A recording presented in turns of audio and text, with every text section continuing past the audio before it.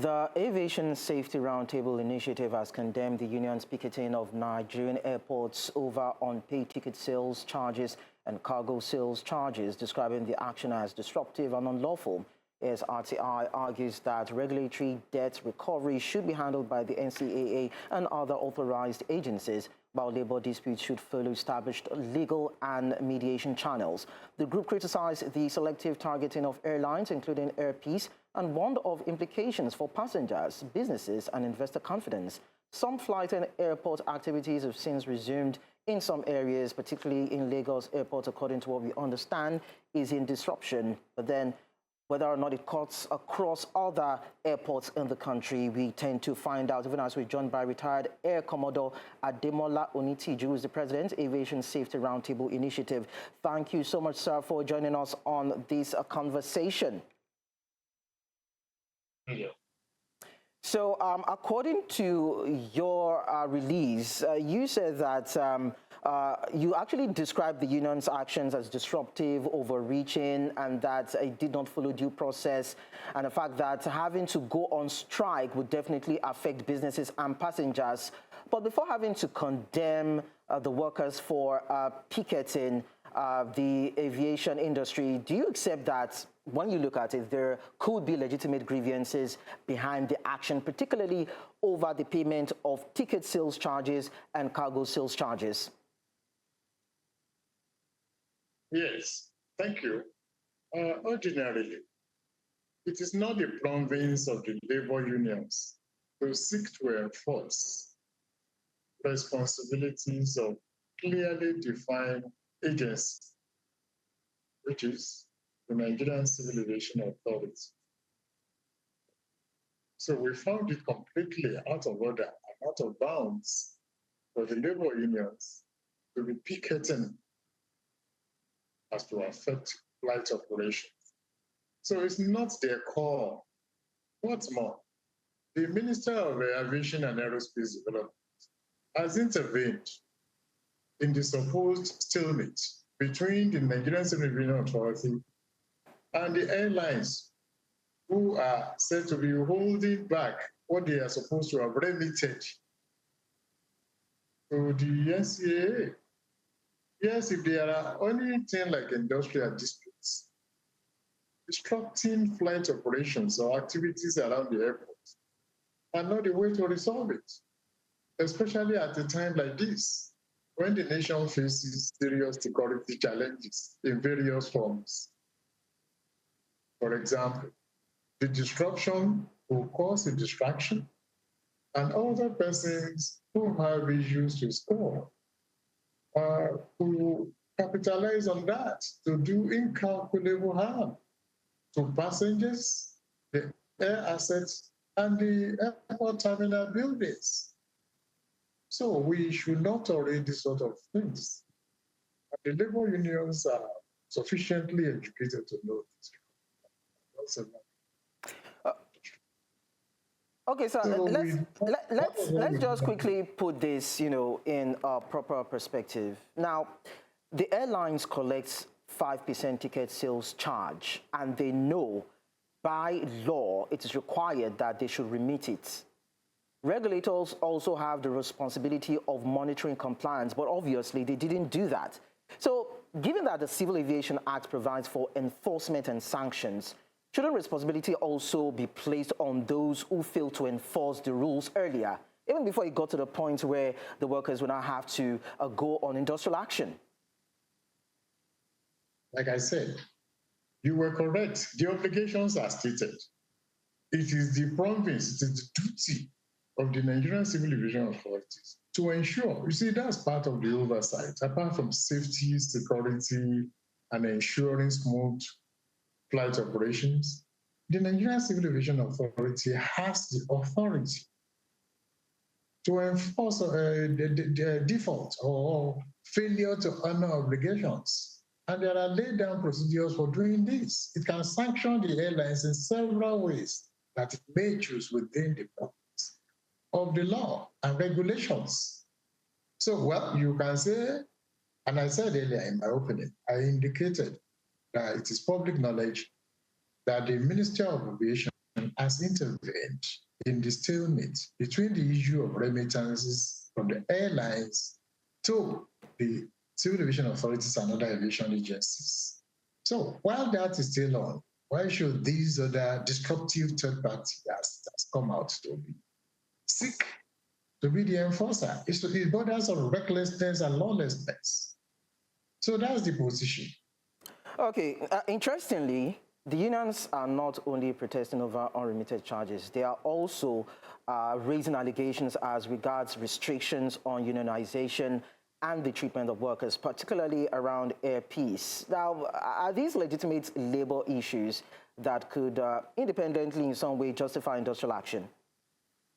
Beautiful. Like you said, they can be independently resolved. And what's more, the Nigerian Constitution is freedom of association. To be or not to be. You can decide to associate with it, and you can decide not to. You don't compel people to become part of you. And if a chance, people who are earning their livelihood from airpeace opt not to join you, you do not have any right. Just like you have a right to associate, they do have a right not to associate with you. So it's like the labor unions going overboard to do that and then mingling it with the issue of non-remittance of charges. It makes the entire thing untidy. All right. So the right and freedom to associate or not to associate is there in the Nigerian Constitution. It's a breach. Okay, we'll discuss more. We'll talk more about that. Retired Commodore Onitiju. We have a correspondent, news correspondent, that is Israel Ifirobo, who's on standby to give us more updates as regards this strike. Israel, good morning to you. So what is the situation? Let's know which airport you are right now, and let's understand the situation. Well, the situation here at the local wing of the Murtala Mohammed Airport, just behind me, is normal. Everything is now calm. Normalcy has returned. Flight operations have resumed. I'm trying to be a bit cautious here now because they're asking us not to film right now. Security force officials are trying to tell us not to film right now. So, but the situation here is calm. Airport operations here at the Zulu terminal at the Zulu Hall, where this whole incident happened yesterday, is now calm. Everything has now turned to normal. Passengers are coming in, flights have resumed, and it is indeed calm, basically. But what exactly is the resolution from what we witnessed yesterday? That is yet to be seen. We do understand that there are meetings ongoing between the authorities and, of course, with the affected airlines, and we'll try to get the conclusion of all of that much later, Leko. So you are affirming that the passengers that we saw at the airport stranded yesterday now have been attended to and have been given the opportunity to access their various airlines and be on their way. Is that what you mean, Israel? Exactly. So I did speak to the spokesperson of one of the affected airlines, and he did say that just after the picket ended late yesterday, what they tried to do was to ensure that all passengers that were on the ground who already missed their flight earlier in the day, the backlog, they started to clear those backlog, and from what I can see, that has been done. And if there are any other cases, we're told that they all will be sorted out and they will get to their various destinations. Just a while back, I did see people returning from Abuja as well. So it simply means that flights to and fro Abuja, because those were the two airports that were really affected yesterday. The same means a flight from Abuja to Lagos, from Lagos to Abuja, is indeed ongoing and going on well at this point in time, Leko. So does it also mean that the workers that, of course, are said to be on strike and the airlines affected, including the aviation authorities, have reached a compromise or an agreement to have allowed this to happen. And for those passengers who were said to have been affected by the picketing, is there any arrangement for a refund or an assistance just to help them feel, relieved as regards what they had to endure yesterday? Well, indeed, like I did say before, the details of whatever compromise that was reached between the airline operators and the Navy authorities, we have no details of that just yet. But what we do know was that the picketing for now has been suspended, and we haven't seen any issue of passengers who are complaining about delays yesterday, asking for a refund whatsoever. Like I spoke to some of them here, and they said nothing of sort has come to that table, and everything has been running smoothly since it ended late yesterday when we left the airport. So for those of them who were not able to get to their destinations early yesterday, for the 6 a.m. flight, the 5:30 flight, the 8:30 flight, the 10 a.m. flight, all of those backlog have now been cleared. And if there are any others that are yet to get to their destinations, and that is also being sorted. But for complaints from the passengers, none whatsoever has come to light as we speak. Everything here at the Zulu Hall, where the fracas we saw yesterday that we took live, everything is now normal. Operations are going smoothly, and it seems like there is now peace once again here at this MMA. Thank you so much, Israel Iferobo, for bringing us these updates. Hopefully, we will check back with you to see if there are, other developments that we need to document as regards this. Thank you.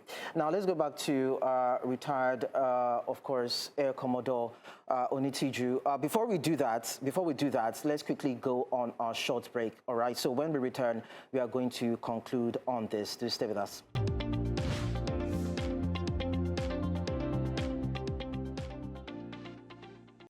Of course, we are still looking at the issue of the industrial strike carried out by workers of the aviation sector in Nigeria. Several unions under a coalition have come together to raise concerns as regards unionization, remitting of certain charges being collected by the authorities, and some other issues that are set to be a big problem for them and the operations.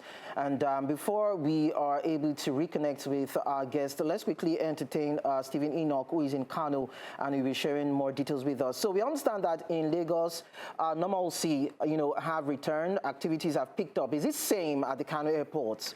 All right, so when I went to the Malam Aminu Kano International Airport, I spoke with some of the officials who refused to speak to me on camera, and then they said nothing of such happened in Kano State, and everything is going on as normal as usual. And I spoke with some of the security men. They told me that the issue that happened in Lagos and Abuja somehow affected them in Kano, although the officials said that nothing happened. And then when I wanted to speak with them to come on the show to speak with us, they said they would not speak to any of us, and they also told us not to take any video of the airport. You have to take for permission, right to Lagos or to Abuja and all of that. They said nothing of such is happening in Kano, although a particular security man told me that some people were complaining that some of the union staff officials were complaining, but the authorities are telling me that nothing of such happened. It didn't affect them, but that's just what I have. Even currently, I'm around 300 meters away from the airport because they won't allow me to stay in front of the airport. So that's the update I have, Nick. Well, we can always understand in sensitive matters like this, the need for bureaucratic launch pads by, of course, people who work in that sector. But, what about, did you see any of the workers in and around the areas at the time you were talking to the officials? Was there any word from them whether they participated in any way or they feel aggrieved as regards what's been happening in the sector? All right, so I did not see any union workers there, and when I went there, but on my way out, when I spoke with that particular security man, he told me that one of the chairman of one of their groups there was complaining bitterly. Although I didn't have the opportunity to see the one because while he was complaining, I was inside trying to seek for permission. He told me that they were complaining bitterly. A particular chairman of the union there was complaining about the incident that happened in Abuja and Lagos. But I didn't see any of the other officials, the union leaders on ground, or any of the union workers on ground. And they're just trying to not raise us. Even if something happened, they're trying to not escalate it. So I believe that's why they didn't want me to speak with any of the passengers, or to speak with anybody around the airport. I think that's the reason why they didn't want me to speak with them, and they say nothing happened, even if I got feelers that some people are not happy about what happened. Okay, so it's calm and quiet in the Kano airport. Flight operations are resumed in Lagos. We're hoping to get details from our Abuja correspondents as regards this, hopefully at the top of the hour when the news comes around. But then thank you so much, Stephen Enoch, for sharing these updates with us.